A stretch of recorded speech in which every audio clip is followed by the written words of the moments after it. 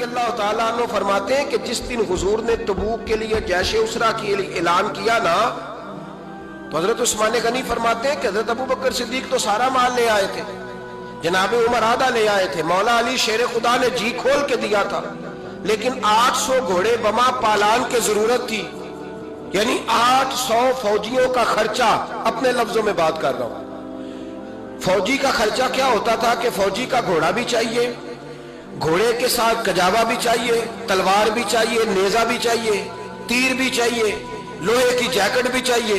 حضرت عثمان غنی کہتے ہیں نبی پاک نے اعلان کرنا شروع کیا، ایک دفعہ اعلان کیا تو میں نے کہا حضور 200 فوجی کا خرچہ میرا، تو نبی پاک نے دوسری دفعہ اعلان کیا تو کوئی اٹھا ہی نہیں، جنہوں نے دینا تھا وہ تو سارا کچھ پہلے ہی دے چکے تھے، کوئی اٹھا نہیں۔ کہتے مجھے بڑا عجیب لگا کہ میرے مصطفیٰ اعلان کریں۔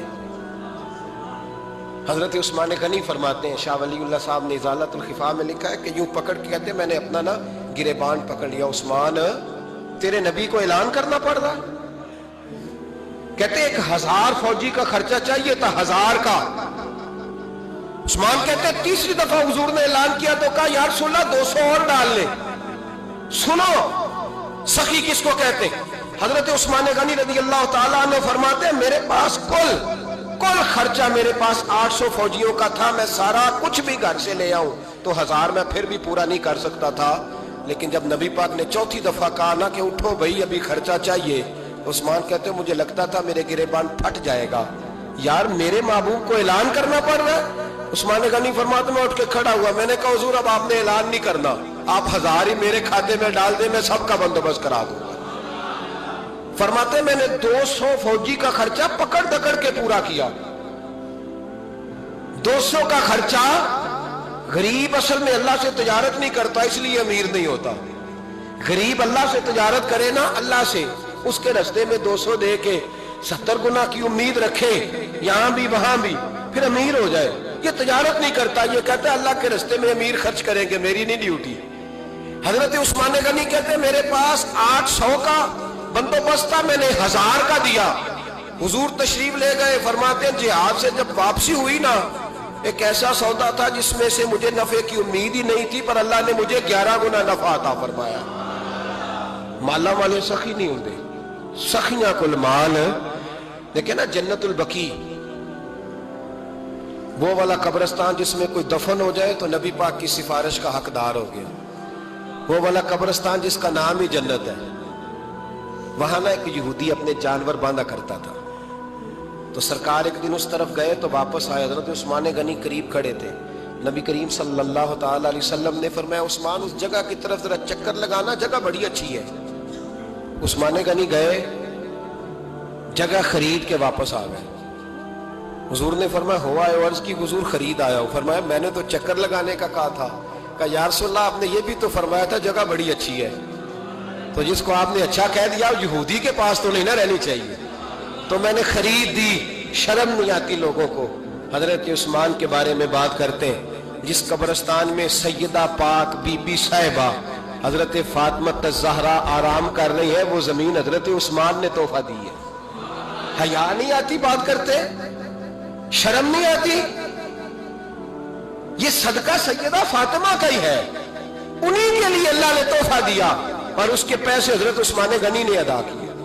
پھر اس قبرستان میں سیدہ پاک نے آرام کیا، پھر اسی قبرستان میں عثمان ابن مسعود نے آرام کیا، پھر اسی قبرستان میں حضرت حلیمہ سعدیہ لیٹی ہوئی ہے، اسی قبرستان کے اندر نبی پاک کی زوجہ سیدہ عائشہ آرام کرتی ہے، پھر اسی زمین پر میرے محبوب کے پیارے نواسے امام حسن آرام فرمائے۔ حضرت عثمان غنی رضی اللہ تعالیٰ عنہ کے بارے میں بات کرتے تیری زبان نہیں کانپتی؟ ان کو بات کرتا ہے جن کے تحفے اہل بیت نبوت نے قبول فرمائے، اور وہاں آرام کرنا انہوں نے پسند کیا، اتنا بڑا جرت بند ہو گیا تو۔ حضرت سیدنا عثمان غنی رضی اللہ تعالیٰ عنہ سخاوت کی تو کمال کر دیا حضرت عثمان غنی، اور پھر ضرورت سے زیادہ پیسے دے کے۔ وہ کنویں کی بات بڑی معروف ہے، میں نے بس اشارہ کرنا ہے، نبی پاک نے بھی اعلان کیا تو بڑا ہی اعلان کر دیا، فرمایا وہ میٹھے پانی کا کنواں ہے، قبضہ یہودی کا ہے، جو بندہ خرید کر وقف کرے گا نا اسے کیا ملے گا؟ تو حضور نے فرمایا میری جیب میں جنت کی ٹکٹ ہے، میں اسے جنت دے دینی. یہ ہے عرض جنت, یہ طیبہ کی زمین ہے, جنت بھی یہی, مال کے جنت بھی یہی ہے, جنت لے لے مجھ سے, لے لے. حضرت عثمان غنی گئے, اس کو کہا بھئی کنواں میرے ہاتھ بیچ دے. کنویں کی قیمت تھی 500-700 دینار. تو حضرت عثمان 500-600 دینار کل کنویں کی قیمت تھی. جناب عثمان غنی گئے, یہودی کو پتا تھا کہ یہ خریدنا چاہتے ہیں. فرمایا یار یہ کنواں بیچ دو. کہنے لگا نہیں بیچنا. فرمایا قیمت منہ مانگی. کہنے لگا قیمت میری مرضی کی. کہا تمہاری مرضی کی, اپنی اپنی اوقات ہوتی ہے نا قیمت لگانے کی, تمہاری مرضی کی. کہنے لگا میری شرط ہے, میں ایک دن کے لیے کنواں دوں گا, ایک دن میں ایک دن آپ. فرمایا یہ بھی منظور ہے. کتنے پیسے؟ اس نے کہا میں 3000 دینار لوں گا, 500-600 کا. حضرت عثمان غنی فرمانے لگے تو نے اپنی اوقات کے مطابق 3000 مانگا ہے, میں 40,000 لے کے آیا تھا. اپنی اوقات کے مطابق مانگا, 40,000 دینار میری جیب میں. یہودی کہنے لگا عثمان تو تاجر ہے, اور عام تاجر نہیں, عالمی سطح کا تاجر ہے. لوگ تیری تجارت کی مثالیں عرب میں دیتے ہیں, پر 500-600 کا کنواں 40,000. فرمانے لگے مسئلہ کنویں کا نہیں, مسئلہ مصطفیٰ کے فرمان کا ہے. وہ جو حضور کا فرمان پورا کرنا ہے نا, اس کے لیے 40,000 تھوڑے ہیں. میرے پاس تھے ہی اتنے جو لے کے آیا ہوں. حضرت عثمان نے پیسے چکائے. اس نے کہا ایک دن پانی ملے گا. فرمایا منظور ہے. وہ ایک دن بیچا کرتا تھا پانی. حضرت عثمان نے اعلان کر دیا جو میرا دین ہے نا فری پیو, اپنے بھی پیو, بیگانے کا اعلان کوئی نہیں کرنا, میرا کوئی پروگرام نہیں. لیکن آپ مطلب ہلکا ہلکا ایسے ایسے دیکھیں گے, سوچیں گے, غور کریں گے. او بھائی پیسہ بھی بانٹنے سے, چلو بولو تو صحیح نا, اس پر بھی آپ حامی تو بڑھے نا, سچی بات کر تو لینی چاہیے نا. چلے عمر آپ 2 سال کے بعد کر لینا, 6 سال کے بعد کر لینا, پر ہاں نہ تو صحیح کرے نا. پیسہ بھی ہمیشہ بانٹنے سے. ملا رومی رحمت اللہ علیہ فرماتے ہیں کنویں سے سادہ پانی نکل جائے تو تازہ آ جاتا ہے, اور اگر پانی کنویں کے اندر رہے سارا ختم نہ ہو تو باسی ہو جاتا ہے. اس لیے فرمایا کرتے تھے میں اس کنویں سے پانی پیتا ہوں جس میں رش زیادہ ہوتا ہے, اس لیے کہ وہاں سے پانی ختم ہوتا ہے تو تازہ آتا رہتا ہے. فرماتے تو اللہ کے رستے میں سارا خرچ کر دے, اللہ تازے عطا کر دے گا اور پہلے سے زیادہ عطا کر دے گا. میرا آپ کا مسئلہ یہ ہے کہ تجارت بندوں کے ساتھ ہے. بندوں کے ساتھ جو تجارت ہے نا, بندے کنجوسی کر جاتے ہیں. بندے کا تو صحیح کام چل جائے تو پارٹنر کو فارغ کر دیتا ہے, یہ تو فارغ ہے. اور اگر کبھی کسی کی دکان میں کوئی کرایہ دار اچھا اس کی دکان چل جائے تو مالک کہتا ہے تو جا, اب دکان میں نے خود کھولنی ہے, وہ فارغ کر دیتا ہے. بندوں کا تو مزاج ہے. اللہ تبارک و تعالیٰ سے جب تجارت ہوتی ہے نا, میں نے ایسے لوگ دیکھے ہیں جن کے گھروں میں لاکھوں روپیہ ماہانہ آتا ہے, غربت نہیں جاتی. ان کو سوچنا چاہیے کہ کثرت والا پیسہ آیا ہے پر برکت والا نہیں آیا. حضرت عثمان غنی رضی اللہ تعالیٰ عنہ فرماتے ہیں کہ میں نے پہلے بھی میں بڑا تاجر تھا, لیکن جب سے مصطفیٰ کے نام پر خرچ کرنا شروع کیا, پھر کہاں کہاں سے آیا کب. اور بڑی سیانی بات فرماتے ہیں, آپ فرماتے ہیں میں کلمہ پڑھنے سے پہلے تجارت کو وقت زیادہ دیتا تھا, اور مسلمان ہونے کے بعد میں نے تجارت کو ٹائم تھوڑا دیا, پر اللہ نے روزی مجھے زیادہ عطا فرمائی.